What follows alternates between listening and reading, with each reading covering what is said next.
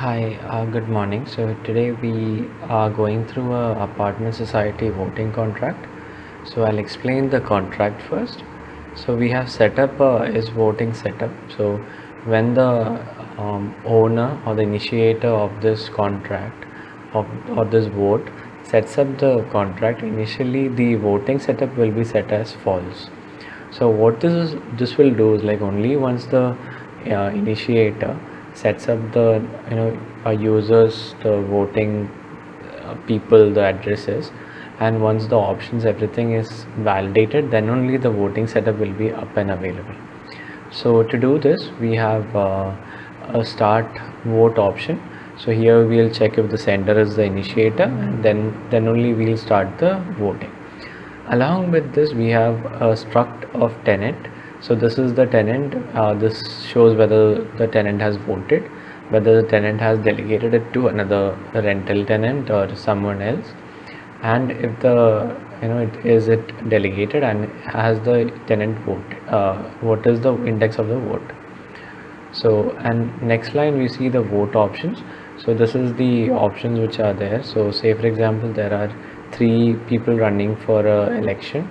So in that case the options, there will be three set of vote options, and one will be the option for the first user, the second user, and the third user. And this is the initiator. We are saving the person who starts the contract as the initiator. And apart from that, here in the constructor we set the initial settings, then we add the options, the vote options, and the other functions in this contract is the start vote, which sets up the voting, the actual voting method. Here we'll check if the voting is set up, if the current voter is voted, is the current voter already delegated to someone. In that case also he won't be able to vote. And once all the required conditions are set, are found correct, then the voter is allowed to vote. And at this point the proposal count increases, the options count increases. The other next method which we have is the stop vote. So once the voting is done at some point, then we stop the vote. This can only be done by the initiator, and the initiator can stop the vote. This will call the self-destruct method. In this case the transactions will be retained, but no other new operations can be done on this contract. So this will only be like a final call. And the other options in this contract is the result option. So it will return which is the selected option, which is the winning option. The other is the vote result, so it will return the winner name. And then we have the add voter. So this is the section where the initiator can add addresses of relevant voters to the contract. So only these users addresses will be able to vote in the system. So this is the next method, is the give right to tenant. So in case an owner wants to give his voting right to a rental tenant or someone else he wishes to give the access to it, this method does that. So we'll see how this works.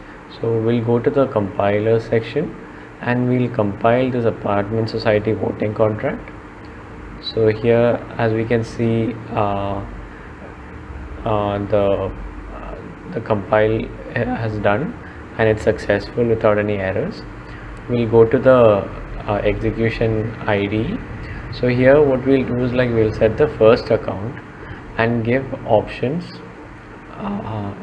We'll give the deployment options here. So this will give the voting options for the voters. So we'll set it as option 1 and option 2 for now, and we'll deploy this contract. So because this particular address OX5B3 is the person who started this contract, he'll be the initiator.